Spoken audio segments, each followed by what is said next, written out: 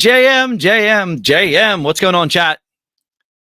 I'm going to start this 2-hour stream live before tip. March Madness. Going to talk madness brackets, chat questions, comments, concerns, a few new things in the mix, a brand new type of madness pack, madness contest #1 payouts.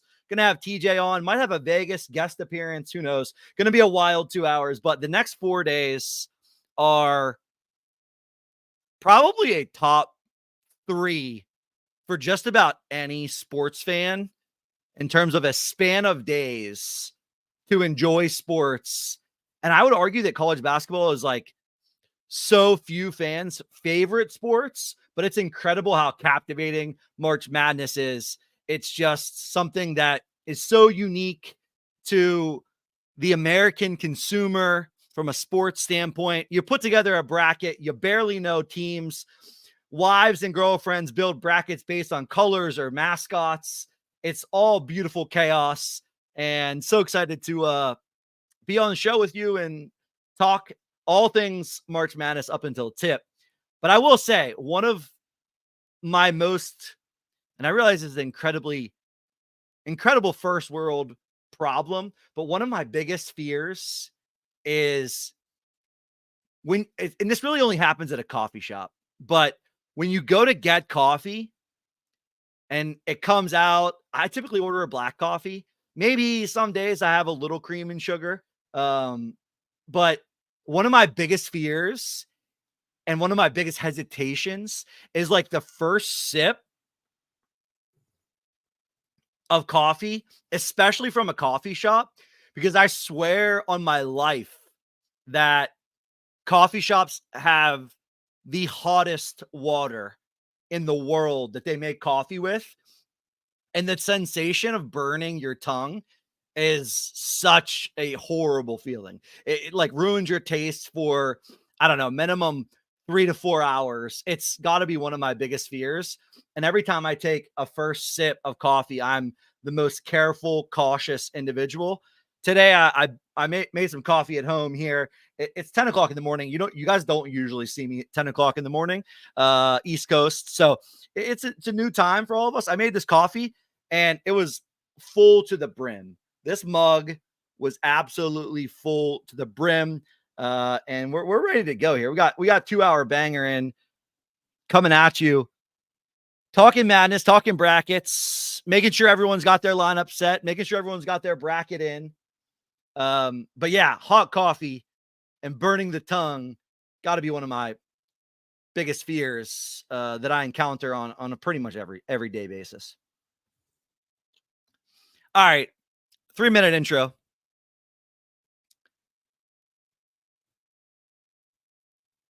Chat, tell me if you can't hear this. The only way to start this show off. Never forget this stage, this event.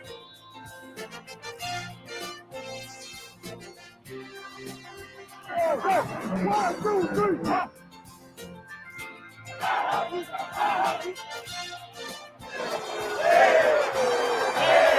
The ball is tipped, and there you are. You're running for your life. How high can you go? Shooting star.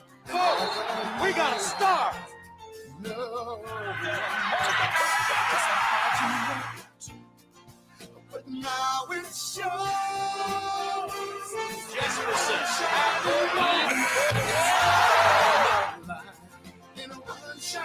Oh, feel it up high.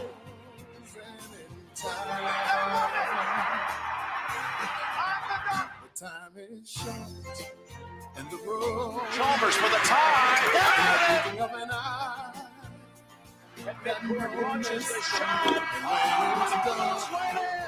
Win or lose, you always did your best. 'Cause inside you,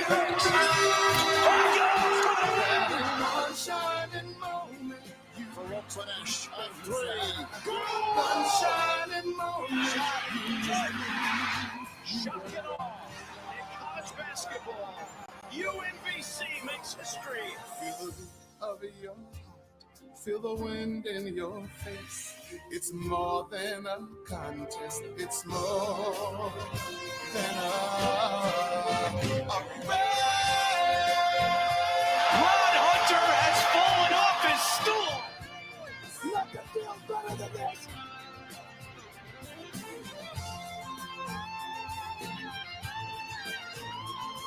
This is the point where he always hits it.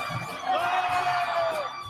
And when it's done, Rises up to the shot. when And it's gone! you always hit your face. There's the pass to Leitner. Puts it up. In one shining moment, you reach for the sky. In one shining moment, you knew. In one shining moment, you're willing to try. In one shining moment, you knew.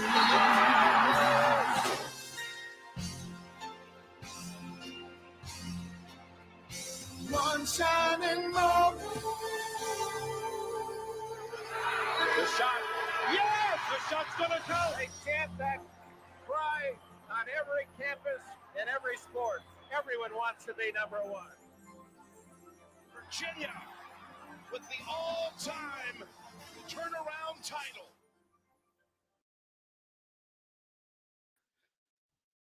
There's just no better way. What happened here? There we go. There's just no better way to start off March Madness. I don't know when they started the whole one shining moment. But man, it's just beautiful. So many throwbacks in that video. Steph Curry in the Davidson jersey. Remember when I was like, who the heck is this guy? He just doesn't miss. Farouk Fanouche and Jimmer Fredette, like breaking out the white boy 90s baggy era. That, like, when is the baggy era going to come back? Everything comes back around in life. When is the baggy shorts, baggy jersey era gonna come back? That was just fantastic to see. Some heartbreak from Gonzaga, Morrison, some heartbreak there. The crying flutist, the Northwestern, the future Darren Ravel, the Northwestern kid that was on camera. I don't know what that was, 3-4 years ago, probably. That kid was on camera so often that game. He was just such an emotional wreck, up and down, up and down. There's just so many good moments that are made during March Madness. And I'm sure this one is going to give us one hell of a tournament, another crazy, crazy run.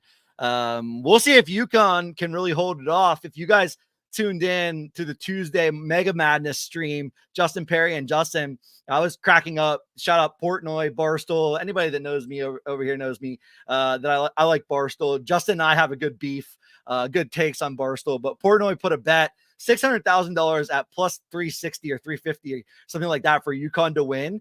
And I was just cracking up because that's such an astronomical amount of money.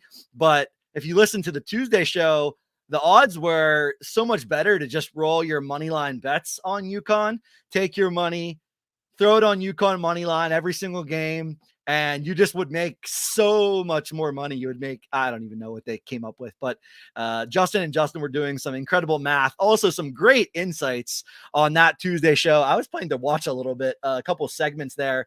They talked about the East, that segment of the bracket that UConn is in. They talked about that just being such a tough bracket.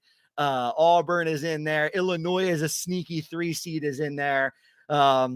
Houston's path and UConn's path couldn't be more different in terms of getting to the Final Four. So we're going to find out, man. It's going to be a crazy tournament, but it just feels to me, as someone who watched, 2 seconds of college basketball in the last 2 weeks, I don't try to pretend to be an expert, but it certainly feels like there's going to be upsets all over the place, just based on what you hear from people, just based on the names of teams in this tournament.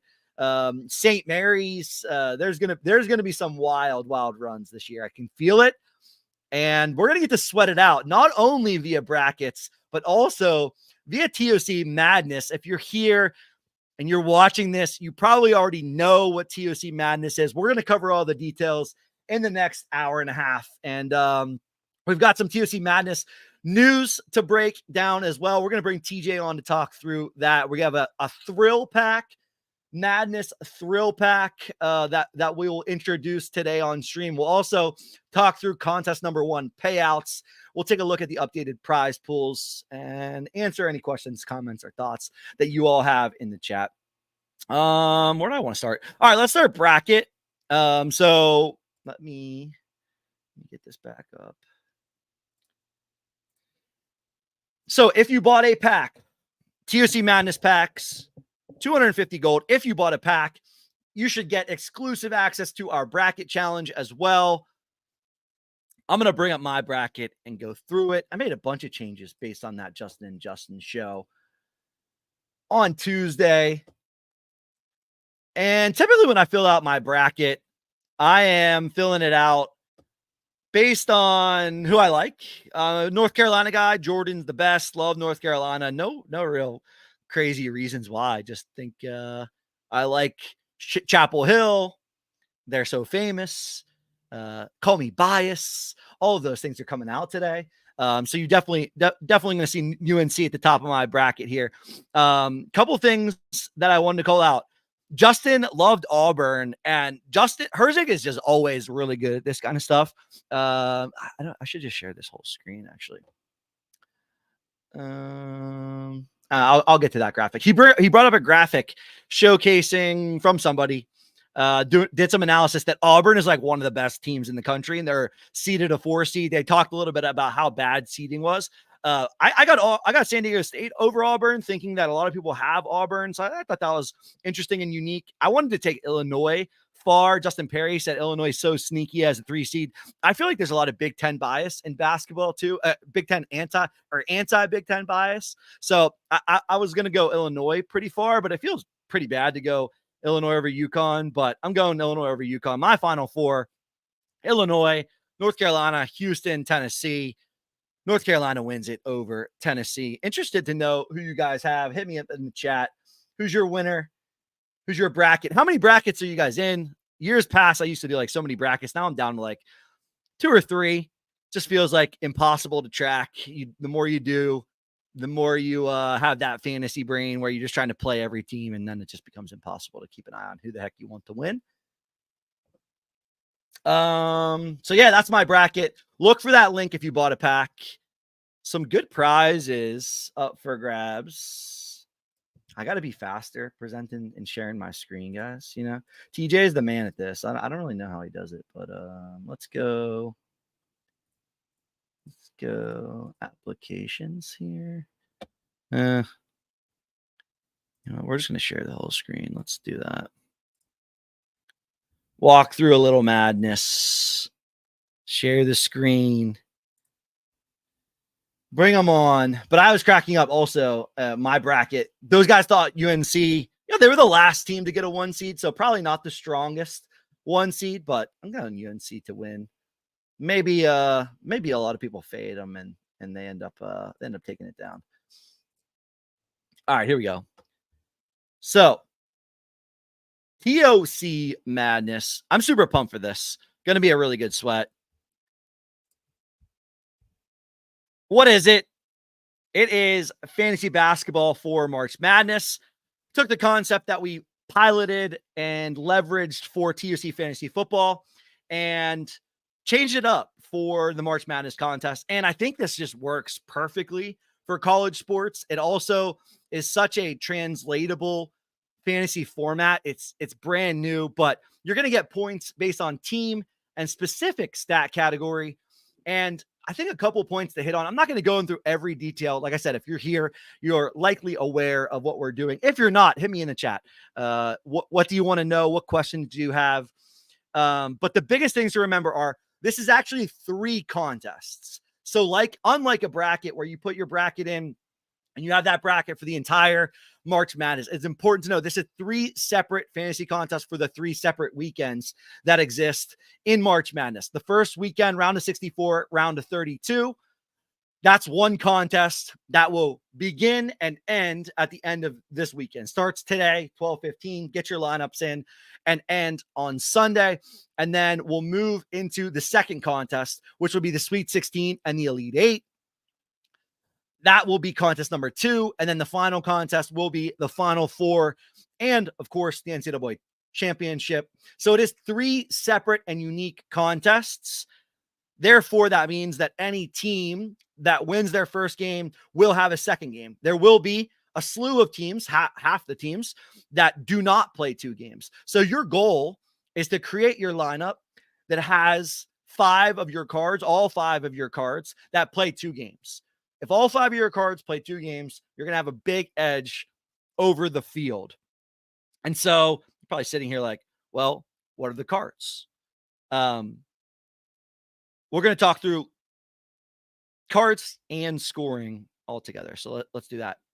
Where are we at? Okay. So this is what a lineup looks like. There's 4 stat categories. There's 4 cards in every pack. 1 card per stat category. Points, rebounds, assists, and defense. Points, 1 point for every point scored. 1 fantasy point for every point scored. Rebounds, 2 fantasy points for every rebound. Assists, 5 fantasy points for every assist. Defense, which is blocks and steals combined, 7 points for each block and steal. And you score those points based on a specific team, as you can see in the cards here. So we've got BYU points. Every point that BYU puts up, we get a fantasy point for. Pretty simple, pretty easy to sweat, pretty easy to understand when you're scoring and how you're scoring points. Michigan State rebounds, Wisconsin assists, Syracuse defense, Syracuse blocks and steals. And then we introduced the hero concept here, where you can use any card. Could be points, rebounds, assists, or defense, and that card will score 1.25x based on their fantasy output.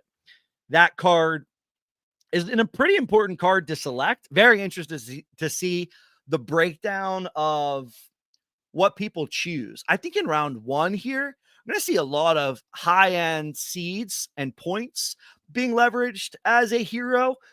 But sneaky, if you played the March Madness warm-up contest, which we did for all the Jolly Jokers, shout out Jolly Jokers, the defense card, especially for teams that are outsized in their matchups or their big-time favorite, the defense card has probably the highest ceiling. It certainly has the lowest floor because, you might get only a couple blocks and a few steals in a game, and you have a pretty low floor there. But your ceiling is massive. Someone like UConn can definitely get, I don't know, some outsized number of blocks in a given game. And if they do so, you're getting 70 points off 10 blocks. And then you have a hero 1.25x that you're really, really gaining some edge. And I think it's going to be under leveraged. We'll find out. I think we did some initial analysis and realized that assists are pretty valuable in the scoring. The way that we scored, the way that we came up with the scoring system, the goal of the scoring system was to keep the cards pretty tightly spread in terms of a distribution. Took a look at a lot of games, took a look at a lot of statistical averages, and tried to make sure that the cards will score pretty tightly in terms of their output. But assist does seem to be one that stood out as possibility of having both a high floor and a high ceiling. So it will be interesting to see how people leverage their cards in terms of where they go with a hero. Hero also in this game will very much avoid ties. These cards do have serial numbers on them. You can see, for these example here, Duke assists, serial 232, low serial, as always in our TOC games, low serial combination across all 5 of your cards will break any ties. So even if somehow you don't have the exact same lineup, but your lineup somehow scores exactly the same, low serial will break that tie, just so you're aware. So the lower serial cards, certainly a little bit of a nod. Nothing crazy in this game. I don't expect too many ties, given the way that we structured the lineup contests, the lineups for this contest. All right. What else? Jolly Jokers special going on right now. This special only going to last for the first round. So up until 12:15 today, and try not to buy at 12:15. If you are buying 12:15, you probably aren't getting into the bracket pool. Get your purchases in. Head over otmnft.com/TOC/packs. Jolly Joker holders getting a buy one, get one on a single pack. So purchase 1 pack for 250 gold and receive another pack for free. That gets you 8 cards. You can also claim an entirely free starter pack. That guarantees you 2 lineups in this first contest. Also gets you into the bracket challenge, future packs, a very rare special Jolly Joker going to first place there. And yeah, this graphic is old. We are approaching, where are we at? We're definitely over 90,000 gold. We're approaching, I want to say 130,000. Where are we at? 136,000, approaching 140,000 gold, $14,000 prize pools. Again, that will be spread across the 3 contests. We're going to hit you guys with payouts for the week 1 contest. I know we had a lot of questions on that. What will payouts look like? People want to make a smart investment, and appreciate the feedback and the thoughts. Definitely really helpful to get feedback from you all. Try to make everything as transparent as we possibly can make it. Of course, there's always things that we can't share. It's hard to predict prize pools, hard to predict how many buys we'll get. So we try to get the information out to you as quickly as we can. But yeah, all that coming out on this show. Gonna bring TJ on here shortly. Can talk through all of that. But buy one, get one. Get out there and get in this game, man. Gonna be really fun. So essentially, 250 gold, $25, gets you all the swing that you could possibly want to do at a minimum for this first week of March Madness. We'll talk about exchanges as well. Let's see here. What else do I need to showcase? Where do I have that? Bracket challenge, prizes. There was 115 in the bracket challenge. So almost everyone, getting close to like 90% of people. So get in that bracket challenge. Rare Jolly Joker down there at the bottom with the Queen's crown. I think that's the Queen's crown. First place medal, USA. Sleeveless there. This guy's ripped, man. 2nd through 10th, free pack to a future OTM game. 11th through 25th, free reroll. Man, those free rerolls definitely coming into play in this game. Saw a bunch of people use them. Saw a bunch of great free rerolls.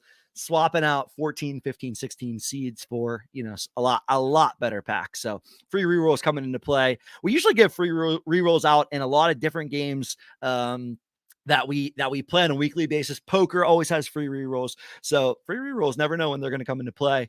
Might be the reason you take home a contest or two. So always be keened in, man. Always be keened in. And if you guys are out there keened in, playing poker, participating in the games, giving us the feedback, really, really appreciate it. It means a lot.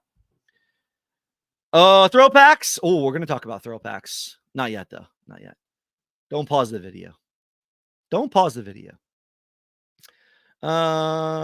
do we want to cover? What's going on with chat? See the JMs flowing. Stogie, what's up? Feldman, mad. Great song, actually. Muse, Madness. TJ on coffee number 2, ready to go. Coffee and cannabis. That'd be a hell of a morning show. Here for the crying flutist. Yeah, I mean, the viral moments, the moments that just go crazy on the internet always happen. JM just purchased a pack. Game on. Let's go. Fuller lifestyle. Love that. D Swit just got the bracket invite from TJ. Beautiful. Ace John. Ace, what's going on, my friend? JM. Long Island Mamita. Jack Fuller. Bought a pack 10-15 minutes ago. Should I receive an email link soon? Jack, if you aren't, get in Discord, talk to TJ. We'll get you the link for sure. I'm sure he's already all over that. If you aren't in Discord, hit me with a message on Twitter. Hit our Twitter account with a message. We'll get you the link for sure. We are sending final email this morning. It may have already gone out. You might have just missed them. Not exactly sure. Oh, TJ all over it. Look, DM me on Discord. Get send you the link. If you don't have the link, if you're struggling to get into the contest, get over there on Discord. TJ's laughing at me behind the scenes, guys. He's just back there. It's like when you're forced to watch somebody who's not as good at you at something. You're just like, it's like when you're the dad and you're just watching your kid who is just absolutely struggling with sports or, putting on their socks. I don't know, doing something. It's like what TJ's going through right now. It's just back end torture for him right now. What else is happening? 10:17 a.m. final bracket email going out now. So if you bought after 10:17 a.m., jump in the Discord, find a way to communicate to myself or TJ, and we'll make sure we get this for you. What's going on in Discord over here? Talking about this. I saw people talking about my coffee. If it's an Irish coffee, that'd be a bold play, man. That'd be a bold play. We got 4 days of intense sports action. I'm sure there'll be plenty of beverages consumed. This is just straight up black coffee today. All of the caffeine that I could get. What else we have going on? Do. If you're in chat, let me know the sneakiest 4 seed or above. 4 seed or above. Your sneaky 4 seed or your like long shot bet. Seems like everyone, let me pull my bracket back. It seems like everyone is on the same couple of 11 seeds. And I'm just on them too, I guess. Somebody else is on them. New Mexico seems super popular. And Oregon, Justin Perry said he likes Oregon. Oregon could go far. I was pretty tempted to go Oregon over Creighton. Don't really know much about Creighton. Oh, a couple other things from that show that were key. Florida is hurt. Their big center is hurt. So I initially had Florida over Kentucky making a little bit of a run. Marquette is also hurt, though. I can't remember who he was. Big name guard, I believe Justin Perry said, who they're not sure of his status. So that I thought stood out to me. I probably don't have enough upsets, quite frankly, in this set of a bracket. But yeah, that's kind of the beauty. What else? New Mexico, we talked. Texas, I'm looking for Texas to possibly make a little bit of a run. I had Tennessee winning my bracket last year, and they lost. I think they lose the first game or second game. I can't remember, but I'm sure something like that's gonna happen. Let me know. McNeese, Auburn, yeah. Creek is on Auburn.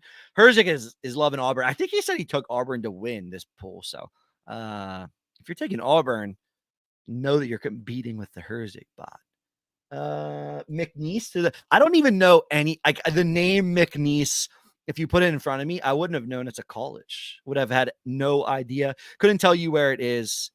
Tell me what you know about McNeese, Sergeant Stogie.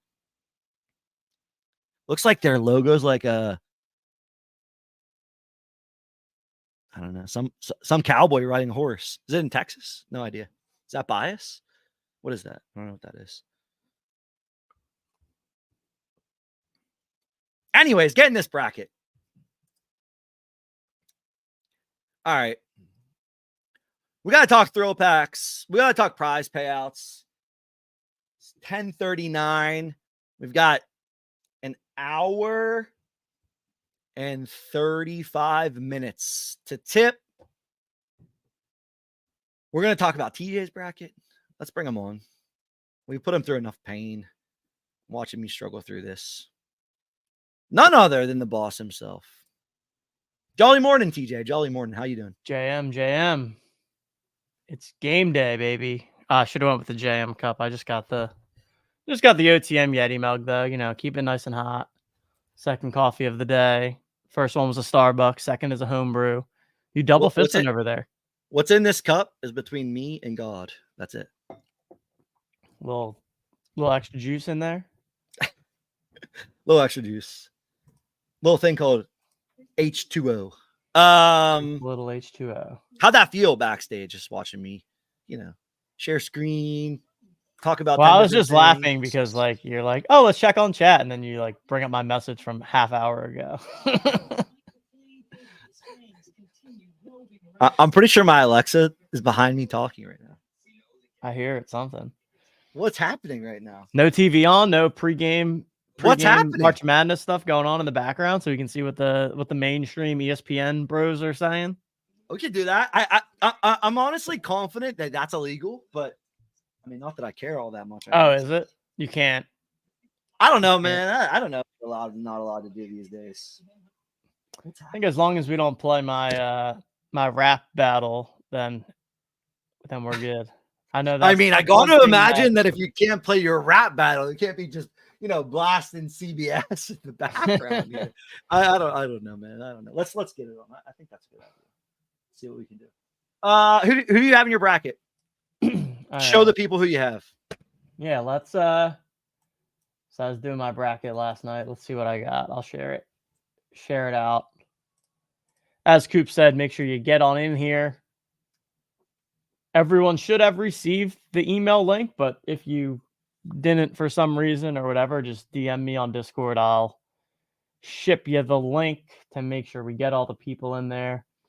If you're watching this show and you haven't bought a pack yet, what are you doing? Go ahead, get yourself a pack, get yourself into the bracket. We've got 132 people in here. Pretty sizable pool, but as you can see, I've got Arizona as my champ. I think they're like the fourth in from something that I saw. They were fourth in odds. So I kind of like that. But yeah, let's see. Yeah, I got Auburn upsetting UConn in honor of Herzig. I think I have Auburn go to the Final Four. I do. So I've got my Final Four on the right side of the bracket. I got the 2-1 seeds, so taking the chalk there. Houston has the weakest kind of region, so I like their chance of getting through. Purdue, I honestly don't really know much about Purdue other than people love recency bias. So because Purdue lost last year, people are going to think that they're going to not go deep again. So I'm going anti the public there. They got the massive dude, I think, right? He's like he's oh like yeah, the he's footer. a big fella. 7-footer. I mean, that big dude is just dude. Yeah, I mean, yeah, that dude's massive.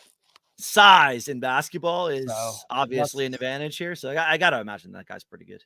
And then yeah, I think I mostly went with, I didn't do any crazy upsets. I don't think I got James Madison over Wisconsin. El Jefe, shout out El Jefe, big time TOC player. But he hit me in the DMs and said James Madison is going to beat Wisconsin. Inside so tip. I got to go for it then. So that was the inside scoop from El Jefe. Anybody out there that wants to ride with the king, El Jefe, James Madison over Wisconsin is his call. Probably can get some nice odds on that, I imagine, if you wanted to just bet the game straight up. I had DK Sportsbook pulled up at one point. Let's see what I got. It's hard to share screen on DK Sportsbook though, because it's pretty terrible. Like they just it's like the mobile app. It's like the mobile app, but just on your desktop, which is yeah. It's like you can't really see what the hell's going on. But let's see what plus 180. So plus 180 on James Madison, straight up 5-point favorite for Wisconsin.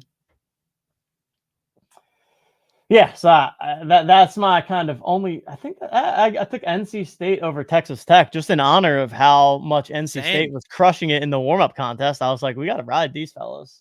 Yeah, I think they're on like the biggest Cinderella run in the world. ACC, I mean, it's got to be a top. I don't know. It's definitely top 3 in terms of basketball conferences.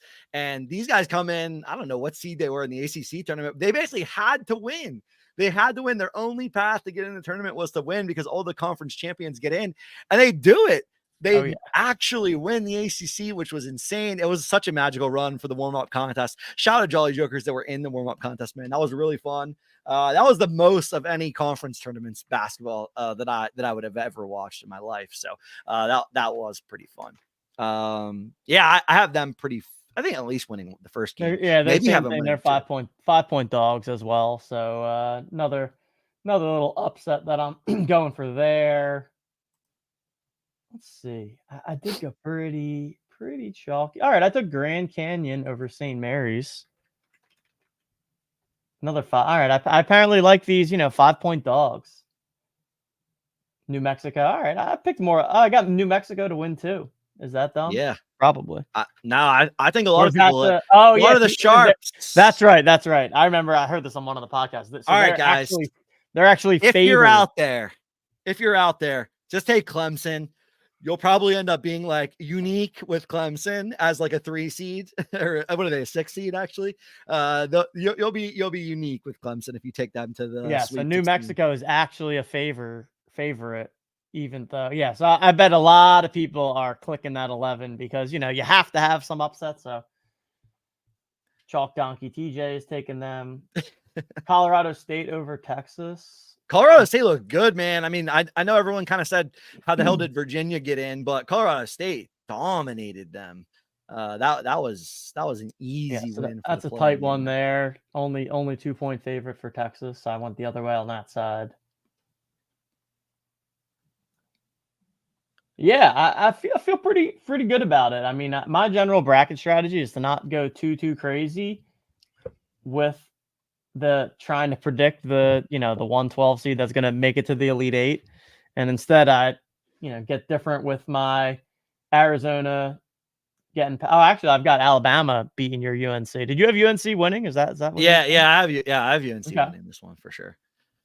Yeah, just taking the heels, riding it. I think I definitely can see all of the number one seeds winning. And based on just what everyone says, it seems like it's pretty consensus that North Carolina is by far the weakest number one seed here. And they do have maybe not as tough as of a side of the bracket as UConn, but they have to go through UConn to get to the final or to get to the championship game if and when they show up in the Final Four together. So yeah, it'll be interesting to see. I just felt like maybe they'll be a little bit unique in a year where, if UNC is the one seed, I have to imagine, I don't know, 25% of people are like me. They just click UNC. So yeah, I thought it might be fun, especially for this one.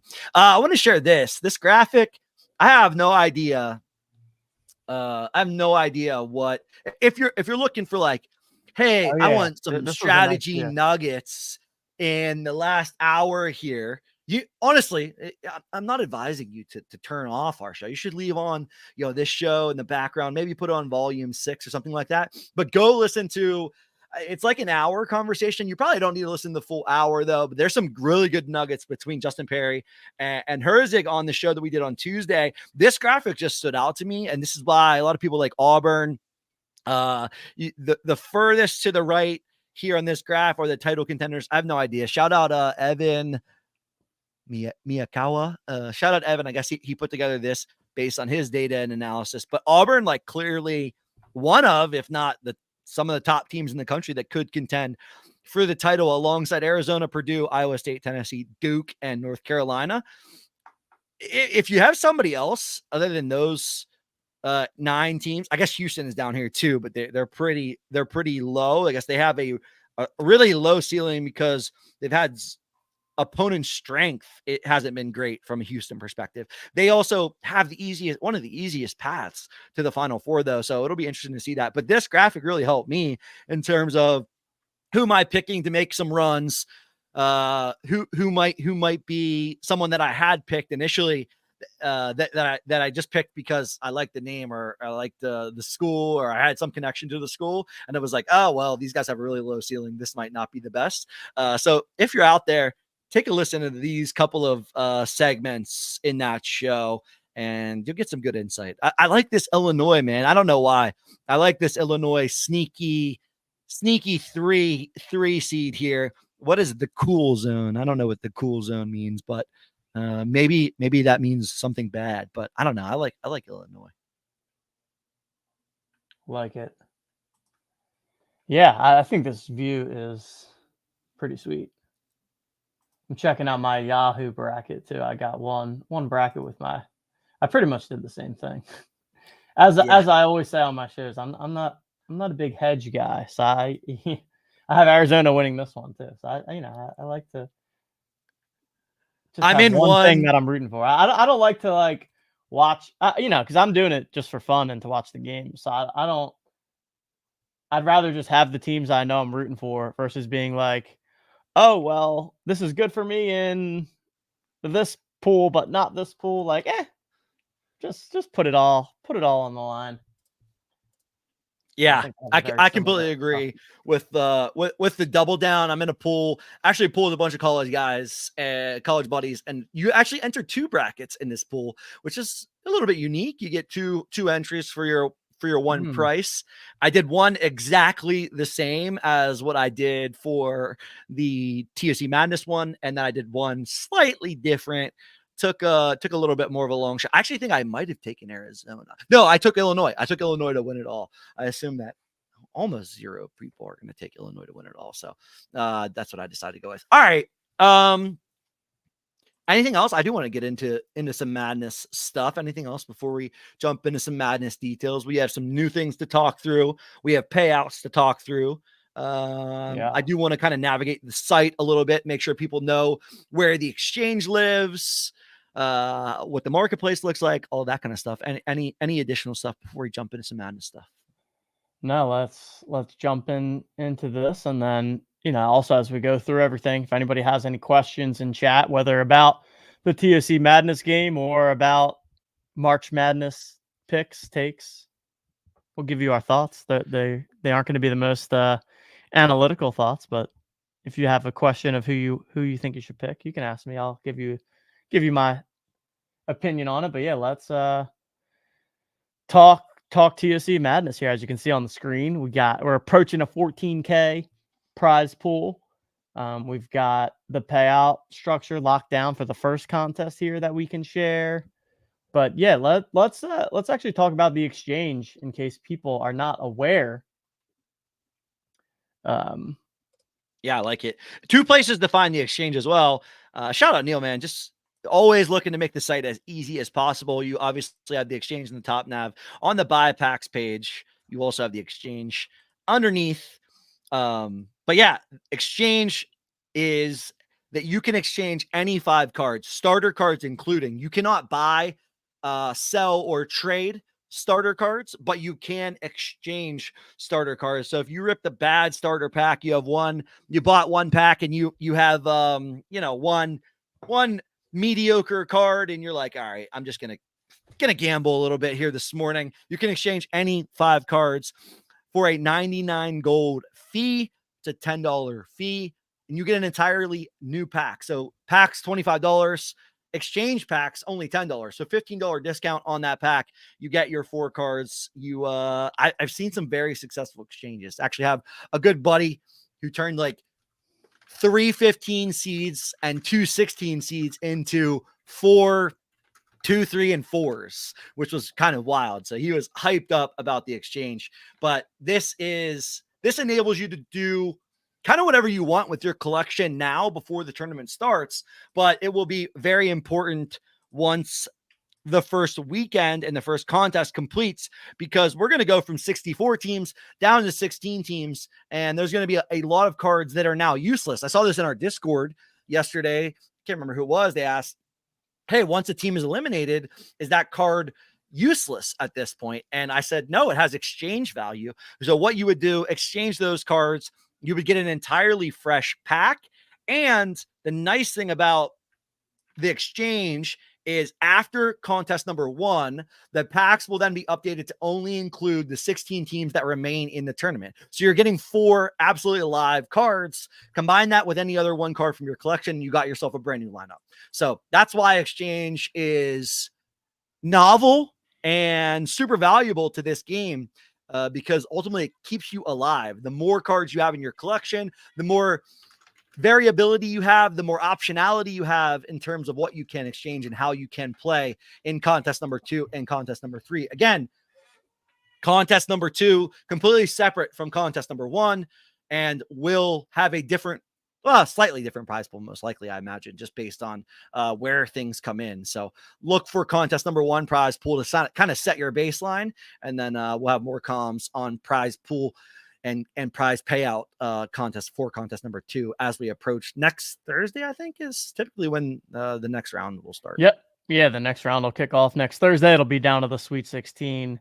So as Cupe was alluding to, the packs for next week, you can purchase them directly or do the exchange. They will then be the same 4 card packs, 1 guaranteed of each stat category, but they will only contain the 16 remaining teams. So this is, for anyone that played TOC football, the exact same structure that we used for the playoff contests. And should be fun to see how things shake out. And then, definitely a secondary strategy to this whole thing is being able to predict the teams that you think will make the Sweet 16 so that you have more cards to be able to use for the contests in weekend 2. In weekend 3, Weekend 3 will then be the Final Four plus the championship game. So, yeah, gonna be fun. I also another change that we made to this format versus what we did in TOC football is the hero spot, which just creates more differentiation between lineups because you can play the exact same 5 cards as somebody else, but if you have a different hero, you will obviously end up with a different score. So hoping that that leads to a little bit less ties as we get down to the wire there. Should we rip an exchange here? I think I'm going to rip an exchange. Let's just show the people how it works. Yeah, man. show the people how the exchange works. I kind of like Oregon let's here. Rip an exchange, and then we can rip the pack that you get as a result. I guess I'm going to go Colorado State. I like the way Colorado State played against Virginia, man. I don't know. But I'm definitely not trading in Houston or Kentucky. And the rest of my cards are kind of ass, to be honest. All right, here we go. Confirm my exchange. It's that easy. You can see I got airdropped a pack. It's my new pack. And now I get 4 brand new cards. Here we go. Let's do it. What's up, Liam? I hear him in the I was about to say, you can probably hear that. Yeah.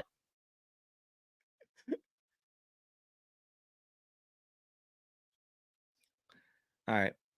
Let's go. Texas defense. I gotta make my screen the right size. Otherwise, Neil's gonna be asking me, why is that Midwest up there? I know he's in the chat asking. Oh, let's go. Oh, baby. Purdue assists, number 1. Wow, that's huge. Assist is a great card. Oh, baby. Kentucky Already worth it, this exchange. Definitely worth it. Oh, the white boys from Yale. They can shoot. Shooter's gonna shoot. That's a nice pack. That's a very nice exchange. Pack. Really nice exchange there. I also like when the packs get spread. I got 3 out of 4 quadrants here. You know, it's tough trying to predict who's going to make a run. If someone makes a run, you're likely to run into, somebody else in your quadrant. So I do like when the packs spread out like that. Pretty nice. And then of course you could re-roll this. I'm not re-rolling this. You could re-roll this. Keep me honest. 99 gold re-roll, right? Unless you have a free. Yep. 99 gold to re-roll. Correct. So 99 gold to exchange. You give 5 cards from your collection. You get 4 brand new cards. Reroll. You just take the 4 cards that you have. You get an entirely new pack. You just say, all right, this pack was not it. I need a brand new shot at this. 99 gold, and you get yourself a new pack. So I think that showcases nicely the ways to leverage your collection that isn't building lineups, scoring fantasy points, and therefore cashing in the contest. You can do the exchange. You can re-roll. You do need to make sure you re-roll in the pack opening. You can't open a pack, go out of the pack opening experience and then decide, hey, I wanted to re-roll that pack. Once you open the pack and the cards are in your collection, they're formally in your collection. The only way to get rid of them is to then exchange 5 cards for your brand new pack. So if you want to re-roll, you're making that decision on the spot. If you have a free re-roll, that will be shown. It's typically shown when you buy a pack.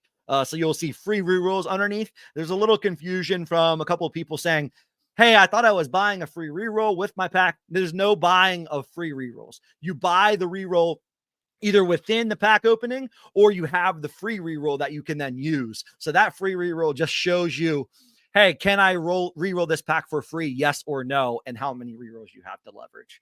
So just so people are aware, we put that in terms of a UI perspective. A lot of people weren't exactly sure if they had a free re-roll, so they weren't maybe arming their account with enough gold to potentially re-roll. And that's why we put that in. So this is more of a UI enhancement for users to just be aware of if they had the ability to re-roll the pack or not. All right. Where are we going next? 1 hour. Let's quickly, 1 hour, 15 minutes here. Let's quickly touch on, we still have an active giveaway going right now. If you head over to the Own the Moment Twitter account there, and the pinned tweet still has an active giveaway right now. So if you head on over, there's the pinned tweet there, has the video explaining the game. Hit that with a like and a repost, and then reply with who you think is going to win. Maybe at say 11:30, we'll pull a winner from there, and then you'll get a free full pack. So if you have not yet already, make sure you hit that. I'm gonna hit it with a little repost right now too, so it surfaces back up. But yeah, head on over to the Own the Moment Twitter account. Of course, make sure you're following it. Hit that post with a like and a repost, and then go ahead, let us know who you think is going to win the tournament in the replies. If you're out there confused, you have questions, this video, 2 minutes and 10 seconds, I believe, just gives you a full primer on just about everything related to the entire game mechanics, how the packs work, pricing. The only thing the video doesn't cover is the exchange, and of course the marketplace. I want to do want to pop around the marketplace a little bit. I love watching the activity feed to see what happens. Sales, you can see all the sales listed, so you definitely want to leverage this. But cards are moving, baby. Cards are moving. You can exchange these peer-to-peer via a couple ways. You can trade them. So you're out there, you want to trade. Here we go. We can see eSparks. We can see Tom, TKZ Man, Nate Dogg making some deals. We can see every deal that happens. So you can trade peer-to-peer. A lot of trading typically happens in our Discord. Most of this, I would say 95% of this is kind of agreed upon in conversation, either Discord or in some other medium before the deals happen. But you can also just suggest trades and people will get them in the trade portion. Where are we at? Collection trades. People would see their incoming offers on this side of things, but it's pretty hard. You don't get notification at all. So you definitely want to kind of make the other person aware some way, somehow that you're trying to trade with them. And then, marketplace, you can just simply buy and sell. So people out there, I saw there was some buys initially that were over 250 gold, which means someone thought there was some valuable cards out there that were worth an entire pack. So if you're out there trying to buy and sell, trying to move and shake, you can definitely do that in the marketplace. Yeah, definitely some good marketplace movement there, without a doubt. I was interested to see where low ask was on some of the 15 and 16 seeds because of the exchange, the variability, flexibility that the cards give you from an exchange perspective. One of these teams is going to win. I don't know about a 16 seed, but one of these 13, 14, 15 seeds going to make a little bit of a run. It just feels like the year that's going to happen again. It's been happening year by year, man. It's been happening year by year. Feels like that kind of year. Lobby. Let's talk. I think another interesting thing too is the Joker cards in this format, I think, are even more like in traditional TOC. They were certainly valuable, but even more so here because you're guaranteed to get 3 contests out of them because you can each week start from scratch on who you want the Joker card to represent. So if you pick the Joker card to be for UNC during the first weekend, but UNC loses in the second round, then the next weekend you can just pick them to be Houston or whatever. And not only that, but it whoever gets the easiest matchup in the round 3 contest in the Sweet 16 matchup, you just have that flexibility. So the fact that you can change who you want your Joker to represent every single weekend, I think makes it astronomically more valuable than before. Because it'd be one thing if it was a full tournament contest and, oh yeah, you can pick a 1 seed, great. But again, being able to play the matchup game of, that there's a 13 seed that ends up winning 2 games. Now they're in the Sweet 16. You can choose their opponent in the next round if you think that their opponent is going to have an easy win there and be very likely to get the 2 games out of it. So I do think that the Joker cards are particularly valuable in this format specifically. Shout out to the boss, man. Speak of the devil, El Jefe says JM, and he purchased the Joker defense, 350 gold. Bought it on Wednesday, yesterday. Bought it at 2 p.m. yesterday. So somebody who's looking for optionality in terms of the next 3 contests. How do you leverage that? Defense also, again, I hit it in the beginning, but definitely the card that seemingly has the highest floor, the highest ceiling and the lowest floor. So we'll be interested to see what happens there. But yeah, a lot of sales, man. A lot of sales. Saw him loading up also on 10 gold. I wouldn't necessarily call them trade tickets, exchangeable cards, likely to be exchanged cards. So loading up on ability to get some future cards that are still running, still available to run in the tournament. Lobby looking like we're cracking. Yeah, 716 entries, 1 hour, 7 minutes, 56 seconds to lock. You can see, I was wondering, yeah, who's got the most lineups? Nero with 12, Rice T dot with 12. El Jefe with 21's got to be up there. T Diddy at 18. Kobe's 18. Yeah, so lineups, Spruce 16. Yeah, lineups definitely ranging from anywhere from 1 to 12-ish probably is the key range. If you're above 12, definitely taking your cracks at taking home some cash this week.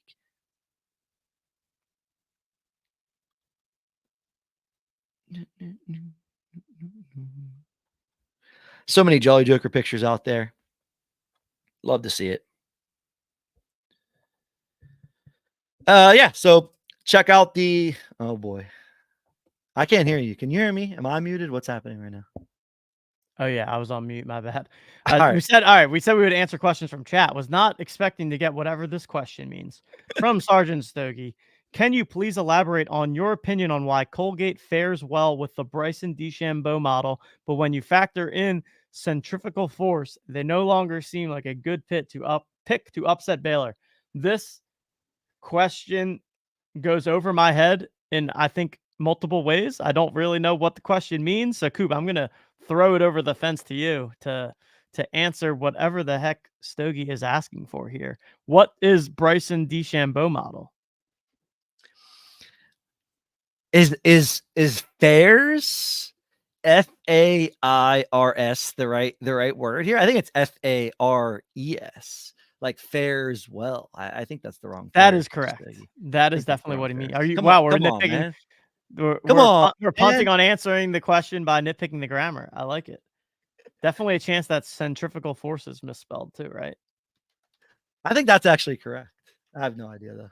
Oh, no, it is correct. It is correct. Yeah, I think it's correct. Who knows, man? You start talking about Bryson DeChambeau, the scientist. That guy's the best. I wish I could see him play more golf. Don't get me started on golf. Where's Poker Pro Eric? Where's Poker Pro Eric in the chat? I mean, yeah, where is he? Guy getting name dropped and PPE's not there to fire away on it. That's shocking to me. Agreed. Oh, I was looking at this last night. Just Googled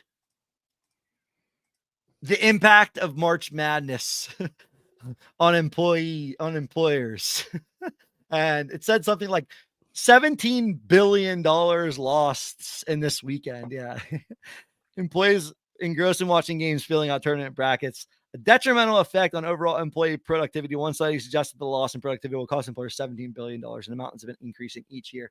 If you're out there, make sure you're hitting happy hour early today. If you're somebody's boss, make sure you're taking people to happy hour, man. I mean, no one talks about the effect that bracket pools have on work employees and having a little bit of fun. You got to live life, man. You got to live life. If everything was measured in money, I don't know. We'd be such worse off. Might have to get out to a little happy hour myself today. Now that you mention it, maybe take the little guy out to do some happy hour, little afternoon game, happy hour, have a little man. beer. I like it. I think I might do that now that you mention it. Why not? I like it. All right. Is it time? We gotta talk a couple of new things for Madness as well. We've got prize pools and prize payouts for contest 1 to reveal. We also have thrill packs, which are going to be pretty fun. I think the community at large gonna have a good time with thrill packs. Is it time to introduce those yet? Yeah, I got it queued up. Let's break it down. So here we go. So first off, let's see. Right now we're looking at the overall prize pool is sitting at 139,500 gold. This and that's going to be split across the 3 contests. So for contest number 1, going to have a total of 45,000 gold in prizes, 10,000 gold up top to the winner, aka $1,000. 200 people getting paid out as well. So let's see, how many entries do we have right now? 720 entries. So a solid, like more than 25%, somewhere between like 30% or so of people getting a payout, which is nice. So the bottom 50 will get themselves a Sweet 16 snack pack. This will be 1 card from the remaining 16 teams. 51 through 150 gonna get a thrill pack. Thrill pack. Cupe, you want to let the people know what a thrill pack is? Yeah, they're not available yet, but they will be available soon. Yeah, thrill pack is going to be fun. I'm interested to see the reaction. Where's my of everybody? So, thrill pack. What's going on here? Thrill pack is the thrill seeker's paradise. The sharp buyers, you may be a little questionable. You may be a little leery. You want to approach this one with caution. But the thrill pack is a 50 gold pack. That's a $5 pack. It adds 100% to the prize pool. All $5 will go to the prize pool. But it will still contain all of the teams. So this week's thrill pack will contain every team that made the tournament. And they will be available to be bought after the contest locks. So they're truly collection boosters. They're truly the gambler's paradise of packs. If you're looking for a little bit of fun as the games go on, if you just like ripping packs, this is kind of your experience. You're adding to the prize pool. You're adding 4 cards to your collection, but those cards could be dead. You may never use them. The only way that you may use them is in the exchange if they lose in this first weekend. And a lot of teams are going to lose in these first weekends. So essentially, this pack will be available over the weekend and through the end of Sunday, ultimately. And then you'll be able to win these as a part of the prize pool as well. So come Sunday night, Monday, once we finalize everything, you'll get a thrill pack. That thrill pack will really be a thrill on Monday. You'll know exactly the Sweet 16 matchups. You'll know exactly the teams that won their 2 games and move on to the next weekend. And really, you're just ripping that pack with the hope that you get 1 card or 2 cards, or hell, if you're lucky, 3 cards that all somehow moved on. And we thought that was a really fun way to give the community something to do as they're sweating the games, as they want to take on a little bit more action. Felt like the right price point, and all of the money goes to the prize pool. So it really is a way to just juice things up, keep things interesting, and keep everyone on their toes with some other things to do. And interested to know what you guys think. Is this fun? Is this a good part of the game? Want to know. We're kind of constantly experimenting with things, thinking about how people enjoy our games, thinking about how people play the games, and excited to see the response from the community on these ones. Yeah, a little extra sweat, little extra chance to rip some packs. Like Coop said, buyer beware. Certainly possible. You could end up ripping a pack that has nothing out there. But that's kind of part of the fun. So, okay, Stogie said, how many cards are in a thrill pack? It's the full 4 cards. So same structure. Basically, the thrill pack is the exact same as a pack right now, but they will not be available until after the game starts. So you can't use the cards from these packs in the first contest this week. You can use them in next week's contest and in the round 3 contest. So basically the thing is that it's a gamble because they include all 64 teams, but by the time you can use them in the contest, there will only be 16 teams left. So it's a way to cheaply gamble on trying to get some of those top-end cards, knowing that it's possible you end up pulling cards that are eliminated from the tournament by the time you have a chance to play them. It is truly TOC Madness roulette is really how to think about it. They're useful in the fact that you can exchange them, or you're just somebody who likes ripping packs and you're like, man, I'm just looking to get a 1 seed, a 2 seed, a 3 seed. They happen to win their 2 games this weekend, and all of a sudden you're teed up with a $5 pack that lends you a team that moves into the Sweet 16 and, who knows, moves into the Final Four possibly. So yeah, these should be really fun. Excited to know the reaction that you all have to them. And looks like classic Ace John, classic Sergeant Stogie, ready to rip them, baby. Ready to let the thrills drive their weekend. So yeah, something to do all weekend as well. Yeah, it just didn't feel right that all weekend there's no packs to rip. Like, come on. So this way now there will always be packs to rip. And then after the games on Sunday, we will convert from the thrill packs to the Sweet 16 packs. And then after next week's contest locks, there will be another set of thrill packs. Should be really fun, man. And where's my mouse here? My slides. Like, as you can see, we went back and forth a little bit on this as a team. We initially had the snack packs as prize 51 through 150, just to guarantee yourself a card that plays. And then we just thought about the thrill pack experience, and we were kind of like, oh man, this is way more fun to rip a pack that has 4 cards, a pack that could give you more upside potentially. So replace those throw packs in there. Excited to see you guys rip those on Monday, on Tuesday, on Wednesday, as you approach setting up your lineups for the Sweet 16 next Thursday as well. So this should be really fun. Excited to watch this happen. If you've got some throw packs, we're going to have shows and content coming at you next week. If you want to rip some packs on stream and, let the community see what the thrill packs are all about, let us know. Glad to bring any of you guys on stream with us, talk about your experience. Look at Ace John, loaded 300 gold, was about to buy normal packs, but 6 thrill packs versus 1 normal pack. Let's gamble. Love it, Ace John. Just so you are aware, the trade-off you are making here is that you will not be able to use those cards in this first contest. So just so you're aware of that's all. The throw packs will not be available until after the first contest. So yeah, it would be just undercutting.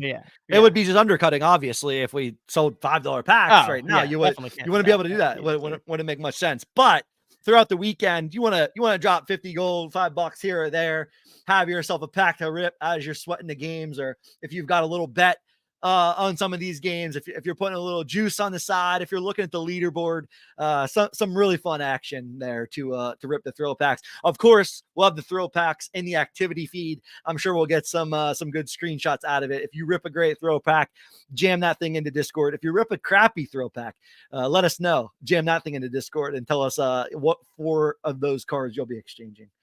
Yeah, so that's the new info. We'll put this out in Discord, obviously, as a formal announcement once the contest lock, but you guys are seeing the info on thrill packs here ahead of them being available. They won't be available to purchase until everything locks. Neil gets everything settled for the first slew of games here in the next 4 days. Love it. All right. We are going to have a visitor coming live from Vegas. When is he coming on? We got a little time. 20 minutes? We got 20 minutes, 25 minutes. Right, so we're going to get Justin the last 15 minutes before noon or so, something like that. We got Twitter giveaway to do between now and then. We got Justin coming on live from Vegas. Anything else that we need to cover, or we're just kind of riffing at this point? I feel like we We're just hit the chatting. main points. Yeah. Yeah, we hit the main points. We're here till tip. Questions, comments, thoughts as always. Hit us in the chat. This is so random and has nothing to do with March Madness, but I was just on my phone this morning. Did you see the James Harden thing from last night where he passed closed to out. Kawhi and then Closed them out. What was that? Was he doing that to be funny, or is he just totally losing his mind? I'm not exactly sure. It felt like with my buddies about that. It's like, I'm so glad we don't have this guy in Philly anymore. Like, either way, just what a clown move. Anyways, that's just random. It feels like turning around once you make the pass to just block the defender is kind of sharp, and then he just runs at him and jumps. And I had to watch it twice to even know what the hell was going on. I was kind of like, oh, did he actually? At first, when I first read it, I was like, did he make a good play or a bad play? And then I saw him jump like with his hand in his face. I was like, wow, this is a very interesting move. I'm not a basketball professional by any means, but it doesn't seem like you want to be distracting your own teammate trying to bang home a 3-pointer. Yeah, does not quite seem like the play. Does not quite seem like the play. All right, let's do this Twitter giveaway so that we can try to track down the winner and get them a pack, which might be tough if they're not listening to the show. But hey, you should have listened to the show if you wanted to get your pack. How do we want to do it? Do you want to do the scroll? The F down and just you want to scroll or you want me to scroll? One of us needs to scroll. One of us needs to be you scroll. Your eyes. Cupe can be, you can be the scroll guy. All right, I like it. Let's do. Let me see here. Let's see here. What can we do? Let me look at this first. Let's do retweets or reposts. I think that's probably the best. Any of you out there sharing, I'm gonna read through who people like to win. But we're gonna do reposts. If you put this on your timeline, you deserve to be in here. All right, let me add this to the stage. Reposts, post engagements. I will say, a little tough for the people that are at the top here, like Sergeant or like T-Man, people that end up at the top. So I'm gonna try to get this all loaded. I'm going to.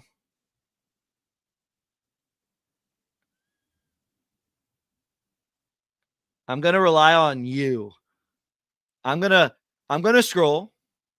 Mm-hmm. You're going to say stop. All right. So I'm not going to look and I'll say you're stop. You're not going to look. And then it'll pause on the screen. And then I'm going to put my mouse. Yeah. Yes. I like it. And I'm going to put my mouse from bottom to top. I'm just going to rotate it as possible. This is highly entertaining content right here. This is great. This is great. All right, I'm not looking. So if you're scrolling, and then I'll hit you with a stop shortly. Yeah, you're gonna hit me with a stop. Stop. All right. Still not looking. I can't even see who's eligible.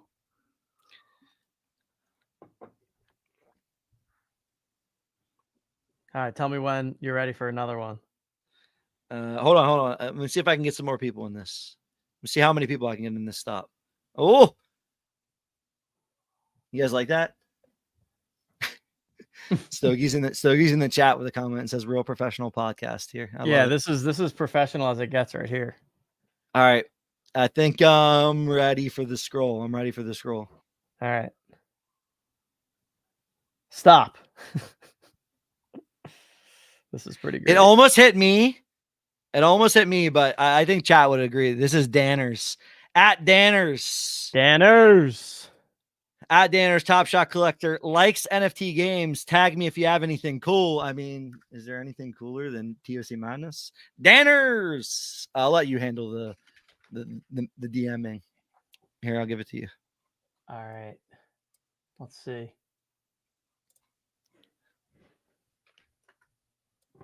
Danners. Boom.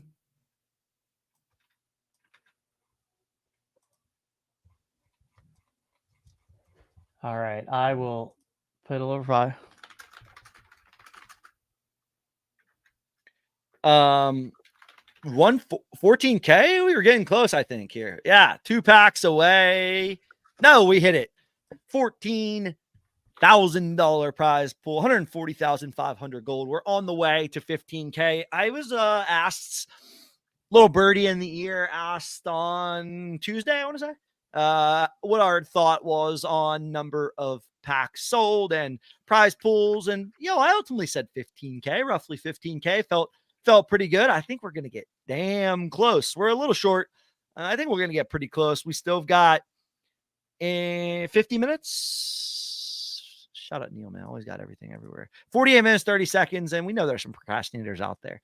We know there's some people out there that are going to buy last minute. If you don't have the link to the bracket challenge, let us know. We'll get you in there. Want to make sure you fill this out, man. Super rare, Jolly Joker at the top.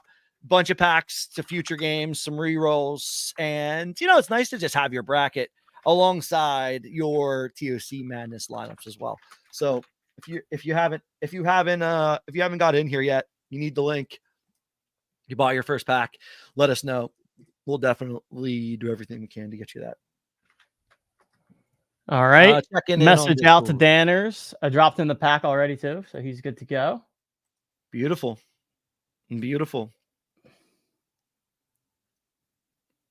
All right.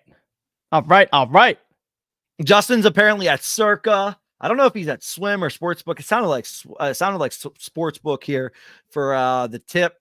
But yeah, Vegas. I've never gone. Have you ever gone Vegas during March Madness? I have not gone March Madness. I have not. Yeah, I have to imagine it's one of the better weekends to be in Vegas. I mean, nowadays you're in New York or New Jersey or PA, places where you can get live action down on any sports book on your app is probably, it's a very easy experience. You don't need Vegas, but man, in the days when you needed Vegas to gamble and bet straight up, if you didn't have, a local bookie, I had to be insane there, man. It's got to be close to, for me, I'm biased as a poker guy. So I think the best time to be in Vegas is during the World Series of Poker.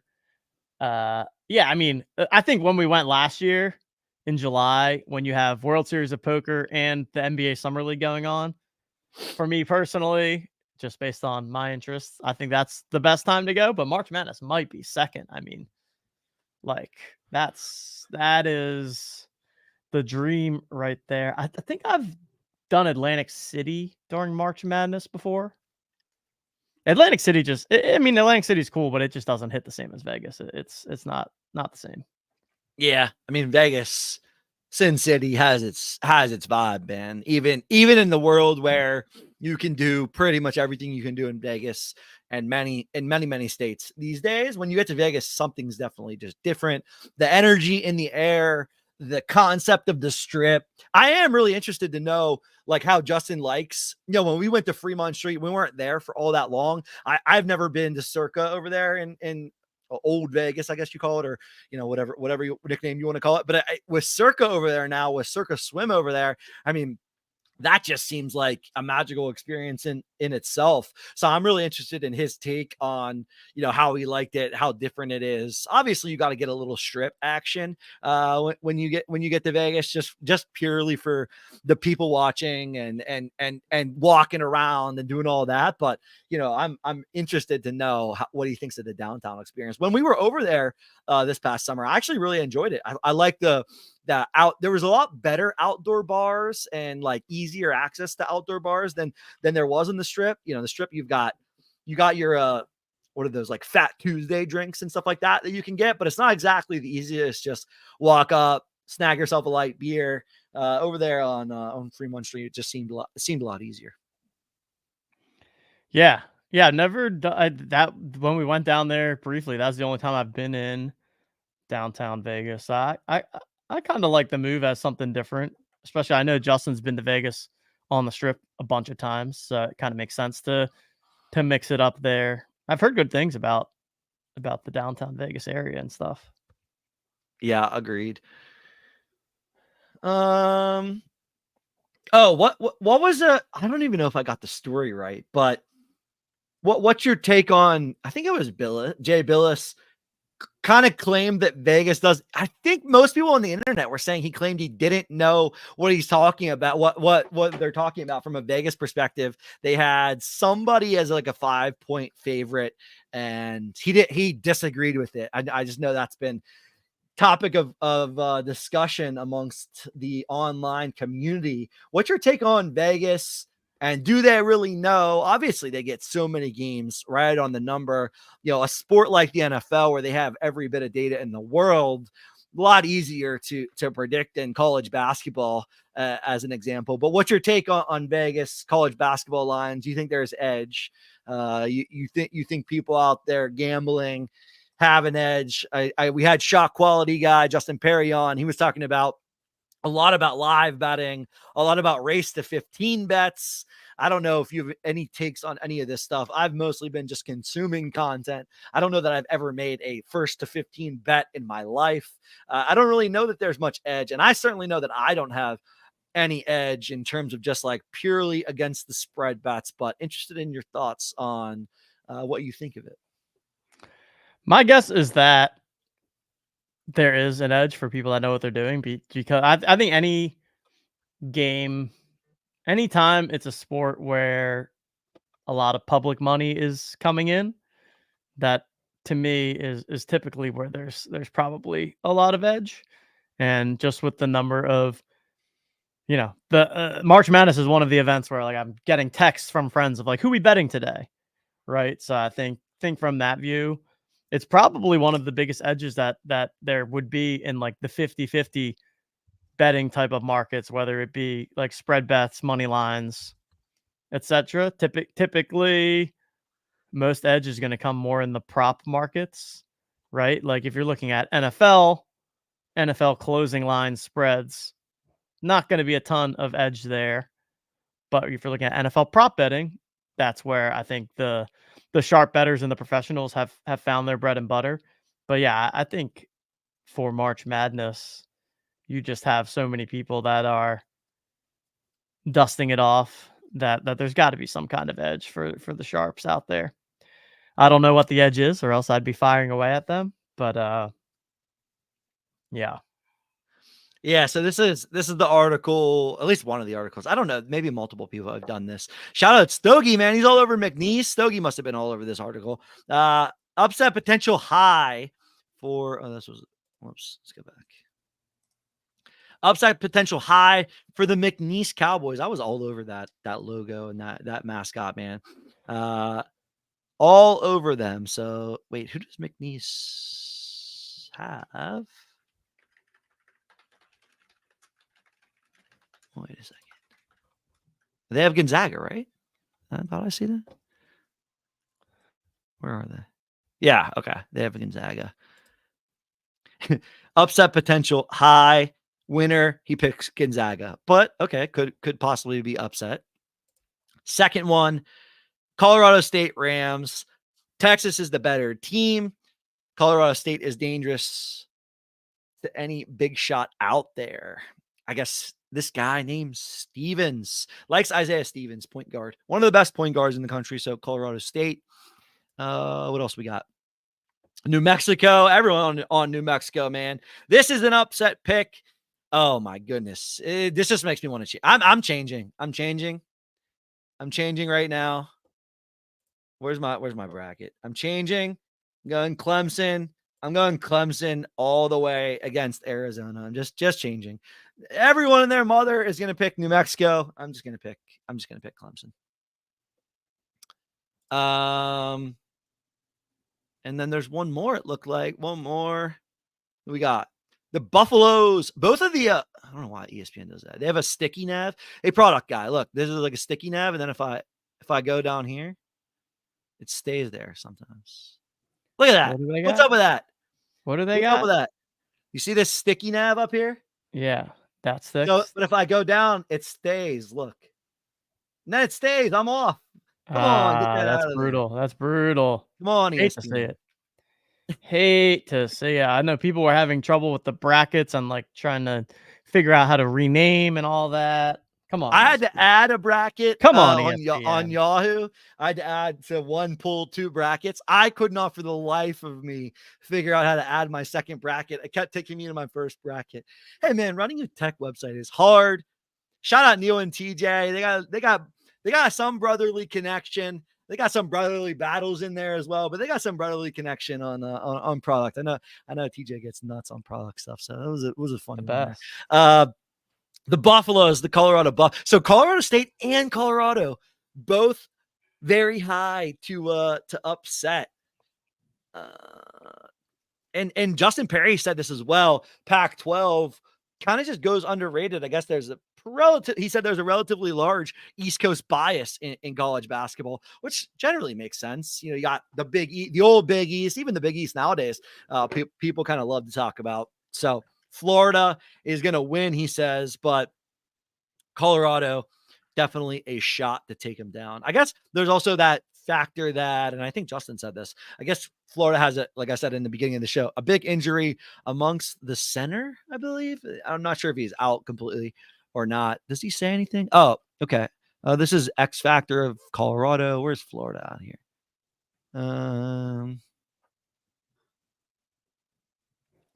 Micah Hanlogton suffered a fractured leg in the SEC tournament final. Not a stingy defensive team, but has made strides there. So this Micah Hanlogton definitely not going to be there with the Gators. So who knows? I'm taking Florida decent ways. I like Florida. I like the SEC. All right, so those are the upset picks from some of the pros. What else? Where are we at on prize pool? Where are we at? 1450.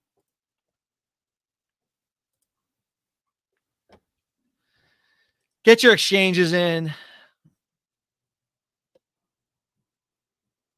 Yeah, baby, out there in Hawaii, selling cards early. Just moved the UAB points, number 12 for 35 gold to Tom, TKZ, man. Love it. Kuklas is selling my sneaky Illinois number 3 seed rebounds. Hot route. Oh, man. Kuklas doesn't make too many non-sharp moves, so maybe Illinois is not all that sneaky, guys. I don't know. If it were me and I were you, I would trust Kuklas cards over producer Coop. That's just what I'll say there. What else we have happening? What else we have happening here? Just over a half hour till the games begin. What is the order? Like, what are the first games here? I haven't looked at the schedule. Let's see. Good question. I think let's see what the first games that start us off are. We got the 12:15 game is Michigan State at Mississippi State. And then at 12:40, it's Duquesne at BYU. So those are the first two. Akron at Creighton, Long Beach State at Arizona. So those are the early games tipping us off here. So they kind of start off slow and get them staggered, and then once we hit the like 7 p.m. hour is when there's just going to be all kinds of games happening. I guess even at 3 o'clock, there's going to be all kinds of games happening. So. Oh yeah, I mean, by the time you hit 3 p.m., you definitely want to be not working or pretend working, hanging out, watching some ball. You're gonna have 4 games on basically at that time. From 3 p.m. You're gonna have 4 different channels you can click through all the way through until 11 o'clock tonight. Basically, gonna be pretty wild. So Texas, Colorado State. That's one upset potential they liked. Do we have McNeese Gonzaga 625? That looks like that's it for today. NC State, the darling NC State versus Texas Tech, 8:40 tonight. The darling. Have you seen that guy? You saw that guy, right? The guy play for NC State, number 30. I mean, this dude looks like he's straight up defensive end, dude. Like, you don't see basketball players like that guy That guy was just, I mean, I saw him and instantly like just stands out like a sore thumb, and he's just got the most buttery touch around the rim as well. He's like, I don't know how much he weighs, but he's over 300 for sure. It's like a mini and Shaq or big he doesn't Shaq. look overly tall either. He doesn't look like he's 6'10" or anything like that. He looks like he's kind of like just a little shorter, stockier dude. And by shorter, I mean whatever average height for college basketball players. I'm sure he's 6 foot, but man, he looked like a monster individual. And yeah, I think he could go in the NFL draft, not the NBA draft. Big fella. Stogie says, anyone know where to watch games without cable? My first year without cable. Yeah, good question, man. I think this is a tough one, absent cable. One of those ones where cable does dominate. I would think like CBS Sports app. I think you could get at least a couple of games on there, or CBS website. Looks like Sling TV's got some games as well. Maybe Sling TV has a free trial or something, Stogie. Sling was one of those ones I didn't really understand, and it's been around for a while. I think it's like a device. You need like a device, but I don't know if they have an online version or not. Somebody want to check that out. Looks like Sling TV is listed in parentheses here on all of these. So check that out. Oh, baby. Without further ado, with the big board behind him, with about 15 race to 15 bets in from Justin Perry, the inside scoop, I want to know all about the Calcutta. I want to know, he said there were some overpriced teams. Welcome to a Calcutta. Everybody's overpriced. Here we go. Mr. Justin in Vegas. Cupe, how's it going? What's up, buddy? Baby. Let's see. Is it better if I do this? Yeah, better for sure. There we go. Okay. We are at Circa. There's no better place to be to do March Madness. The sportsbook is just absolutely insane here. Let me see if I can give you guys a little preview of what it looks like. Those screens just go on for absolute days. It is fantastic here. We are, half hour away from tip. We've been putting a lot of parlays in. We got a lot of first half unders. Been basically betting like this conference edges. So I took all 4 SEC teams to cover, and then I took all 4 SEC teams to not cover. And just, you think, hey, maybe this conference is overvalued, maybe it's undervalued. I don't know, but whatever it is, we're taking advantage of it. I love it, man. I love Brandon. it. You have the Wake Forest jersey on. I can already tell. How many people have you said like, hey, the NIT is much better tournament than the NCAA tournament? How many times you played that bit yet? I mean, I don't understand why people aren't betting the NIT. Like, Wake Forest was just an absolute smash last night versus App State. I mean, when you're the favorite there's only one team that's a favorite to win the NCAA tournament. So, Wake being the favorite to win the NIT is kind of like the second best. TJ didn't want to talk to you, I guess. TJ loves a 2-man show. He's obsessed with a 2-man show. 3-man show, too many voices, too many people talking over each other. He doesn't like the chaos of it. He's just like removing himself. All right, so your first message was like, I don't know, 9. It was like 9 a.m. East. It was like 6 a.m. Vegas time. What happened? When did you get to Vegas? What have you been up to? What's on the docket? Give us the rundown. Got into Vegas around 5:30, hung out, rest of the crew got in about an hour and a half later, came, had a nice little steak dinner, and then we needed to scout out. So we're staying right here on Fremont Street. This is, I've never been off the strip, like this kind of Vegas strip before. Back in the day, when I was 21 to probably 27, we did opening weekend of March Madness every year. We always stayed at Caesars. We always kind of jump into sports books. We would do Cosmopolitan, Heaps and Hops and such. But once Circa kind of popped up here, we're going to do the Stadium Swim tomorrow. If you're not familiar with what that is, give that a Google. It is think of a Vegas-style pool, but it's like a stadium to watch sports, and it's structured for the guys. And that's really what this whole area feels like. We came over to, we probably were walking around Fremont Street and Circa until about 1:30 last night, and then had a 6 a.m. wake-up call. Needed to make sure we got here in time to get the right seats, because we're sitting in chairs all day. You need to make sure you've got the right views, you've got the right, we got the apps going, we got the drink tickets going, we got some bloodies, all the good stuff. Classic Vegas.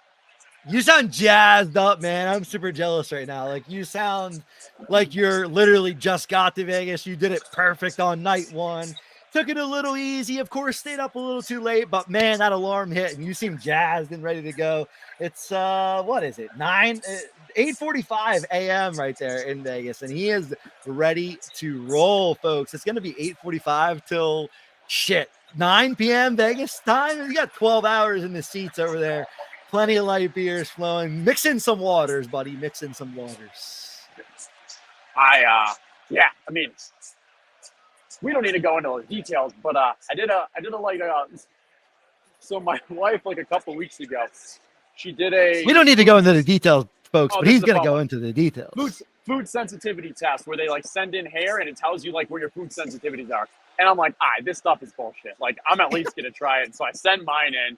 And sure enough, my high food sensitivities are beer, wine, and I think there was one other. So maybe, just maybe that means I might have one fewer beer this weekend. So far, sounds like a tequila weekend. Sounds like a tequila weekend. Tequila and high noons has been it so far, but bloodies are about to start this morning. Let's go. I want to talk a little Calcutta. Explain it. What is it? I've really not done a Calcutta for March Madness. I've really only done it for golf, but talk to us about Calcutta. Where was it? Who's in it? Talk about that. Yeah, so general idea of the Calcutta are for March Madness, you got 64 teams. For golf, you'd have all the golfers, and you are bidding on the players or the teams. And for March Madness, if they win their first round game, you get 1% of the prize pool. If they win the second round, I think you get 1.5% of the prize pool, and so on and so forth. So the better your team does, the more games it wins, the more you're going to collect. And then it's an auction style. So for ours, we limited it to 12 different people. Most of those were teams, so 12 teams. And the max you could spend in ours, we put a max, it's mostly friendly, of $1,000 per a team. So the 15 seed teams were going for like $18 or such, $15, $20, something like that. And then the top teams, your 1 seeds, were going for up to $300, $400 or so dollars. And there's a lot of strategy aspect to it. So like in general, over the years, everyone had 538. Everyone has the same kind of, what's the likelihood of this team advancing? You can build a simple model to say, okay, their likelihood of advancing based off what you think the total size of the pot is going to be means this team should be worth this much and so forth. And like, I've kind of gotten stale around Calcuttas because if everyone's using the same projections, everyone's just like, okay, we're all going to bid to this number. And then like, it's whatever. And it's kind of just, it is what it is. However, this is the first year that it's been so different because 538, Nate Silver, there's no 538 anymore. So no one was able to use his projections unless you bought a subscription to his little, like his Patreon, his website, cheap $8. But what I realized pretty quickly is out of the 12 people in there, you had a couple that were bidding just on gut, just for fun, have some action. And then all the others, the ones that were doing like value-based picking or drafting, were all doing Ken Pump. Because it could have been Bart Torvik, it could have been Ken Pump, it could have been 538, but they were all doing Ken Pump. So then we just said, okay, like, let's find areas where we know they're going to stop. And whether or not 538 is better than Ken Pump, we don't know, but we at least know what people are going to bid. So we can bid them up to the numbers because we know what they're kind of going for from Ken Pump. And then we can find areas where, hey, we see potential value. If 538 is right, then we're getting a strong value and so forth. So it was a fun time. We ended up with 4 teams. We got Purdue. I really like that one because I didn't think the brackets were enough. The projections were accounting for the Kansas injuries with the callers, and they would get them in the 4-1 there. I think they'd play Gonzaga or Kansas play Gonzaga. Winner of that will then play Purdue. They've got a pretty good matchup there. We grabbed Florida. I got some Florida fans with me, alums, so obviously some hometown bias there, but you just got to get the rooting interest. And then 2 other values in Drake and Vermont because, F Duke. Man, this guy never stops doing math. It's 8:45 in Vegas. He's coming. He's feeling good. He's talking to the people. He's explaining Calcuttas. He's talking about math. He's talking about value. I mean, this guy, your brain is different, bro. Different. This work different. But what? I mean, not much of a better though background though. Just fantastic. Beautiful board up there. It's a huge board. Even beautiful. the bracket they've got right there. Like, look at that. Oh, I chose the right side. Guessing that was good. I will say, if you're with this guy in the green, he looks a little lost, man. That guy looking a little lost. He looking like he doesn't have enough action here coming up in the next 35 minutes. He looking like he's light. There it is. I'll do a quick scan, but you can see the rest of the room. We got people lining up and such. In the middle there, that's the VIPs. Those are where you're paying like $5,000 per a table and such. And then there's a whole conference room upstairs as well that's got, I'd probably say around 1,000, 1,500 seats with, big screens and everything, but more custom just for this weekend. All right, I'm gonna bring TJ back. I'm gonna use this time, use the bathroom. I'm sure he has a few questions that I didn't have for you, and I'm gonna let you two riff. I don't want to make him too mad. I got to get off the show. I got to use the bathroom. He's eating some breakfast over there, so I'll let you guys go at it. Chicken nuggets, baby. We're on lunch on the East Coast here. I was sitting down here. I was like, ooh, I texted. I was like, something smells good up there. He's like, chicken nuggets. I was like, I am coming up to get some of them immediately. Yeah, wow, sounds like Vegas is just buzzing. Oh, yeah. Breakfast burrito is in my future.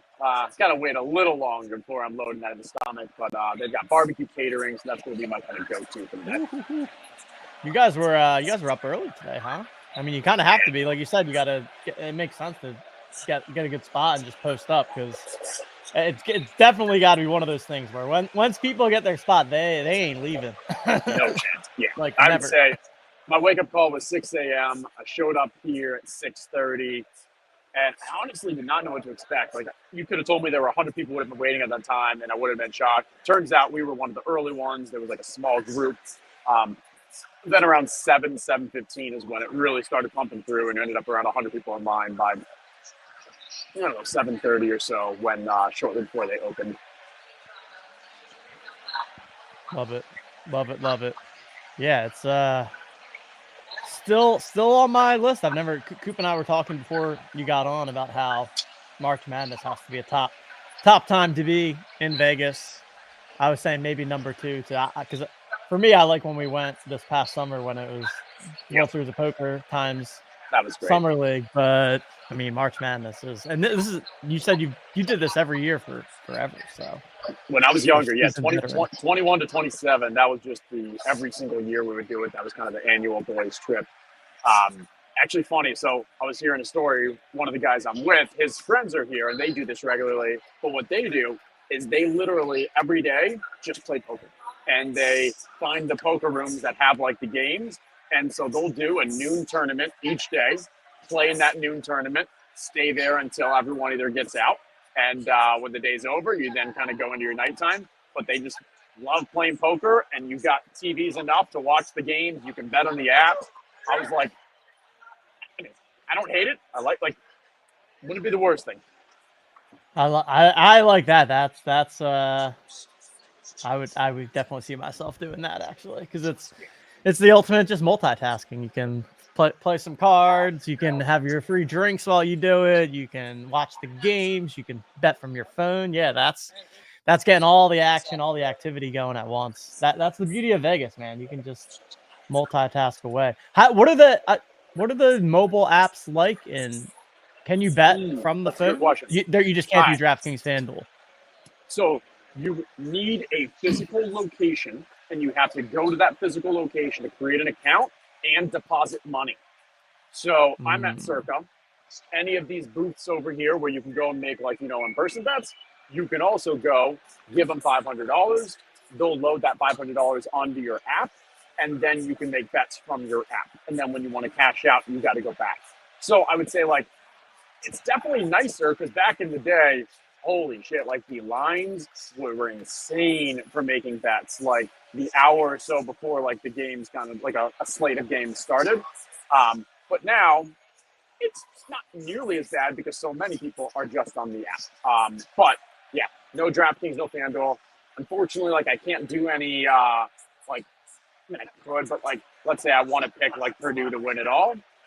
If I win that, I got to wait until I come back here to cash that out. So it's not like a DraftKings where I can just, pay cash out, Venmo, PayPal, whatever.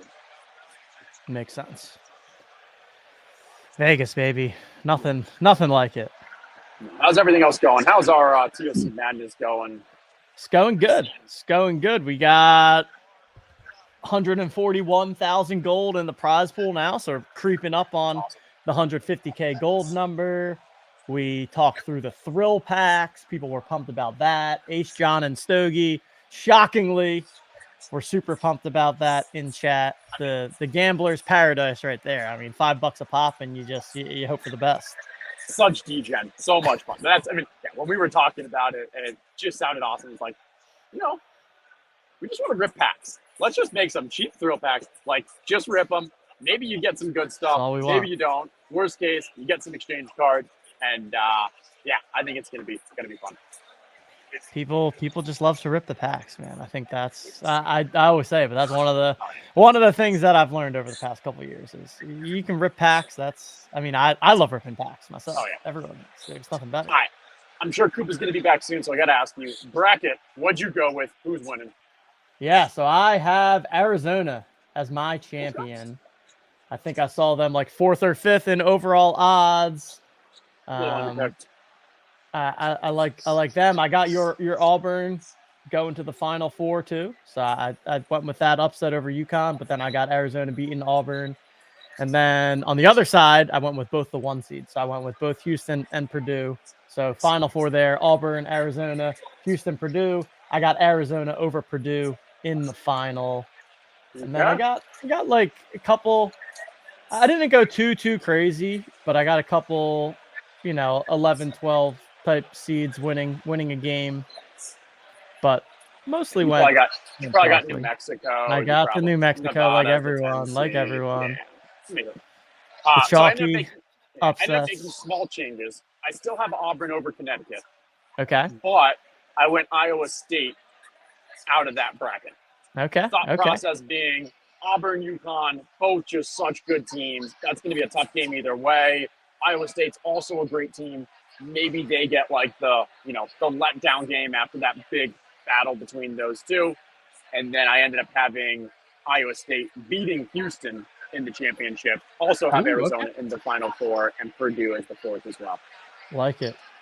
Yeah, the more I did some more, just look, because I did another bracket with my friends and stuff. That the Connecticut region really does have just so many good teams in it. It's crazy. Like, even when you look at the odds to win the tournament, there's like 3 teams in the top, I don't know, 6, I feel like. Whoever comes out of that is going to be in great shape. Yeah. Wild how that can happen. I guess it's just happenstance. But Cupe, thanks for inviting me on. Enjoy that coffee. JM. Wait, one more question. Me and TJ will segment out here on this. One more question. One card that's going to be in the winning lineup this week. TOC Madness. One card that's going to be in the winning lineup. Good question. UConn assist. That's the card we gave away too. That is such a valuable card. That is. But I think, especially in this first game, I think they're 24.5 point favorite, something like that. They're just going to get to do whatever they want. And when you have such a, advantage over another team like that, you use that as an opportunity to kind of build up your teammates. You do that extra pass. You get that extra assist to get that wide open three, to get that easy dunk. So I'm going with UConn assist. I love it, man. Appreciate you coming on from Vegas, showcasing the big board behind you. Have a hell of a day, and best of luck. Send us some good sweat bets in the Discord. Oh yeah. All right, cheers. Later on. Enjoy. Peace, man. All right, all feels right in the world. Great You're on segment. the left. You're on the left of me. All feels right in the world. That was like the longest ever coffee to make. I was like, what is going on with this Keurig? And just like sitting up there hearing you guys talk, and I was like, all right, they basically are done. What do we got? We got 15 minutes to tip. I heard you say, what do we at? 141? 141. We're gonna press 15. We're gonna press 150K gold. It's gonna be close. It's gonna be close. Obviously, packs will be available for next week's contest as well, and a lot of exchange packs gonna be out there. So yeah, all is gonna be good. I want your take before we end the show. We can kind of end the show with that, but I got a card that I think is gonna be not all that sneaky, but no one's really talking about it. What you got? I like Purdue defense. Okay. Okay. to be in the mix. That 1 seed versus big 16 fella? seed The big fella with matchup, some the big blocks? fella in the paint, just, guys just not able to get shots up is going to be a fest. So I like Purdue. I like Purdue defense. I like it. I like for the number 1 seeds, especially in this first weekend, the defense and assist cards I think are great plays because they're gonna be such lopsided matchups, and you can score 5 points per assist, 7 per block and steal. I think they provide a ton of upside. Those number 1 seed assist and defense cards. I like that call. Yeah, for sure. What's your take on going to be? I don't know if we're gonna. I guess we'll be able to see this. What's your take on card type, card stat category that's used most in Hero? We gonna see an even split? I feel like, and I use my own friends as a good gauge because they're tuned in. They participate in just about all the games that we have. They don't necessarily listen to every bit of content that we have, but overall, I think in general, people just instantly kind of gravitate towards points, where we've seen anybody that participated in the warm-up contest, anybody that's thought about that defense card. I think defense and assists definitely going to get their fair share of usage just from Jolly Jokers. Any take on card type or card stat category that's leveraged the most for the hero spot? I think the best way to get a quick look at this is if you go to the marketplace, you can filter by the average points for each card. And as you'll see, defense and assists are definitely at the top. So I think that using defense or assists in hero is the best move. But I think that there's a good chance that people use points the most, thinking that points will score. And, points probably gives you the most floor. Like, highest people floor. are going to score points. But I think if you're trying to get up there and win that 10,000 gold top prize, going with a defense or an assist from one of those number 1 seeds is going to be a sharp play. And as I said, you filter. I mean, look at Houston defense card averaging 103. Is that points? I'm guessing that's correct. Whew. Yeah. But And it's as you can see, look, last smashing. game. But look, last game they only got 56. So that goes to show that for the defense card in particular, it's going to be the most volatile. It has the most apparently, upside, but also can, fall pretty flat. Apparently, I guess the question becomes with this, right? It's like, who is McNeese playing? Who is Grand Canyon playing here? Like, they're a defensive card against their own conference. Yeah, probably pretty good because they're playing weaker competition. McNeese going to have to step up and play Gonzaga. So while that might look like a great buy, I don't know. Who knows? I guess generally it's what you're thinking there. But McNeese and Grand Canyon 29. Agreed. Woo. Yeah, I think. Who does Grand Canyon has St. Mary's? You said, right? Didn't you pick them a little upset? That might be a decent buy. I did. Defense, baby. Defense wins championships. There's that UConn assist right there. So UConn assist is a top 10 card in average, and they have that smash matchup. Same with Purdue assist here. So yeah, I think filtering by this and then going with the lower seeds that are here because of those matchup reasons, like you said. New Mexico, McNeese, they're going to be playing much tougher teams than they are typically playing. So you want to take the average within that context. But I do think if you're going for the win, which you should be, you want defense or assist in the hero for the most part.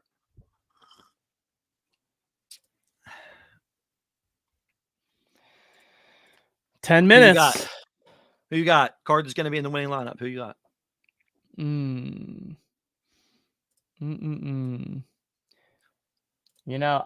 do. I'm looking at it right now, and I don't want to be overly biased to the fact that it's the highest average, but I do think the Houston defense or Houston assist. I think potentially both of them could be in there. It's another, like, again, the 1 versus 16s, especially in this first round, are just going to have such an advantage because they're going to be such large favorites. And given the fact that Houston defense is the highest average and they have such an lopsided matchup, I'm going to go with the Houston defense card. So similar to your call with Purdue. I like Houston. I like it. I like it. I want to chat a little bit. I know we don't have tons of time. 10 minutes. 10 minutes. Get those lineups submitted. Got the prize payouts on the screen for y'all. 10,000 gold to first place this week. All the way paid out to place 200. So lots and lots of winners. Saw a lot of conversation in the Discord. Are we stacking points and assists here? As someone who just doesn't play fantasy basketball, I haven't thought about it. To me, that felt like the most natural stack combo. Like, I don't know that I really want to be like all in stacking up one team. I guess like, you can play 2 games or you're guaranteed 2 games if you kind of do that. But it just seems like if you're doing all of it, it doesn't have enough ceiling. But to me, points and assists might be somewhere where you might say, all right, this makes sense to stack up. What's your take on stacking and any thoughts? Yeah, I think stacking points and assists makes sense. And you could even stack, like use one of them as the hero. So you could use assist as the hero, match it up with your points. I agree. I don't think I would go crazy stacking too many from one team. Like, would you want to do a full 4-team stack? I mean, if like it's one of the 1 seeds, yeah, sure. Probably the only argument is the 1 seed and they just dominate, some sort of like but 86, 50 I also performance, wouldn't, something like that. I actually wouldn't do it because then you there's a chance that you end up duped with someone else, right? Like, Good point. If yeah, because all it takes is for 3 other people to have the same idea of like, oh, I'm going to stack Purdue. And then now you're in a 1v1 against 3 other people. So you might be better off stacking only 2 or 3 of them and then mixing up the other 2 just to try to reduce your chances of having the same. Now, if you have a bunch of low serials, then okay, that could be more reason to do the stack because then you know that you're going to beat anyone out in a potential tiebreaker. But yeah, I feel like there's maybe not enough meat. I feel like especially rebounds doesn't necessarily correlate with the other 2. Yeah. Agreed. And like, yeah, I don't know. Yeah, I think I would maybe only stack 2. Points and assists make sense. I could see points in defense making sense, right? Especially when those lopsided games, like pick 6 kind of vibes of a steal into a layup, a block into a layup. But I don't think I would stack defense and assist from the same team because they don't really correlate as well. Like I especially in those lopsided matchups, I envision a lot of the blocks and steals being in transition. And so then it's hard to get it. If somebody gets a steal and then they're just going in for an easy layup, there's not going to be an assist there. So I don't really think assists and defense correlate. They might even reverse correlate, possibly. That's my initial thoughts on it. Good question. I love it. Yeah. TJ and Justin, man, I'm telling you, they have a unique mind and they have an insane amount of like experience and reps, and in life, experience and reps is, and anything you do is so valuable. And the way they think about fantasy is a lot different than the casual fantasy player. So it's always good to think and hear how they're thinking about things like stacking and stuff that seems on the surface like it would be the GTO way or the best way to play the game. And it just isn't always the case. Sometimes it is. I think there's definitely some stacks to be made. And I think the 16 versus 1 seed matchup does make a ton of sense and is the most logical. But yeah, I also, duplication is definitely one to think about. I don't know how many dupes is going to be. I mean, does anyone have all those cards? I don't think there's going to be that many dupes. Yeah, especially with the hero. I think that there won't be a ton of dupes. I think dupes is going to be one of those like random things where like 2 lineups somehow score the most the identical points in some way, shape, or form, or something like that. I think that could happen, but I don't think you're going to see a ton of dupes. All right, 5 minutes officially, 762 entries, gentlemen. We're paying out 26%, 200 prizes out of that 762 lineups, 26% of the entries getting something and taking it home. I'm really excited for this. I think the sweat is going to be really fun. Neil did such an awesome job with the live view as well. So should have some live looks at scoring. As always, we'll be in Discord. If you hear anything, if you have any thoughts, if you see anything, definitely let us know. But yeah, what a smooth and crazy new experience that we've created here with TOC Madness. I will say, man, as a group, the OTM guys, we just have a little bit of a unique knack at coming up with some nice fantasy innovation. Did it with TOC the first time around. Of course, that got copied. Had to hit the people with another innovation, and here we are, TOC Madness. Interested to know if you guys like the game, what you like, what you don't like. Really important to us to get the feedback. We've already made several changes in this game because of feedback from the community. So we take that stuff really seriously. We take it personally. We want this product to be the best we can. So appreciate any feedback you have out there. And as always, be patient with us. Give us some time, but we'll come around. We'll get things right. Love to see it. Yeah, 5 minutes till tip off here. I don't know. I don't think I have anything else. Can probably shut it on down soon so people can go watch the games. But you got any final thoughts, Coop? Now, I just want to say thanks to the people, everybody that bought packs, everybody that's in the bracket challenge, 145 in the bracket challenge. If you're not in the bracket challenge, DM me right now, DM PJ right now. Can get you the link, can get your bracket submitted. Excited to sweat the bracket alongside you all. 145 definitely means that there's going to be some really good brackets out there. So I'm excited to see who's going to come on top, take home that joker. I always like the concept of winning a joker. When you feel like you won a joker, it feels a little bit more special. I feel like you'll always remember where you got that joker from. So excited about that. But yeah, no other words for the people. I hope everyone has a freaking awesome weekend. No Friday show for me. This was the Friday show. We'll be in Discord all weekend chatting. If you got betting alpha, if you want to know our takes, if you want to know what bets Justin's getting, tag him in Discord. Join our Discord link to join the Discord if you haven't already in the description of this video. Yeah, nothing else, man. I'm excited. I'm jittery. I've got 3 coffees in me, and it's 12:12. I'm ready to roll. Might be time to slip a little Baileys in some of these coffees, you know. Agreed. All right, everybody. Good luck in the contests. And yeah, we'll be back. So I guess I will say we're still gonna be continuing our weekly schedule here. So we'll be back on Tuesday next week, still talking March Madness. Again, with the format of these contests, it's not just prepping for brackets and then, watching the results. Like, we got a whole new slate next week. So we'll be back next Tuesday talking through the remaining Sweet 16, all of those matchups every Wednesday. I'm still live doing our NBA Top Shot show at 2:00. And then we'll be back for the Friday show probably next week. Or maybe we do this. Maybe we do this. Maybe we run it back. Yeah, maybe we run it back. We'll I don't know. We'll see. Yeah. We'll see. We'll definitely have a new poll next week. Polls have they've been hitting, man. They've been hitting. Yeah, People they have. liking that. They have. We need to get some I need to get some 50-footers putt. I need to get in the gym. I need to try to make some free throws. We need to get some content out on these polls. I think it's going to be really fun. But yeah, hit me up with thoughts, bets, things you guys want to talk about. Let us know if you find this entertaining. You find you have new ideas for us. Let us know, man. Down to experiment with everything. Shout out to those people in the community that are experimenting.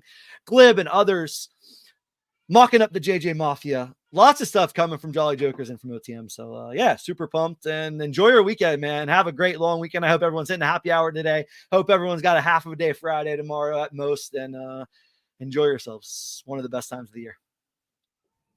See you, everyone. Send us out. Peace. Good luck.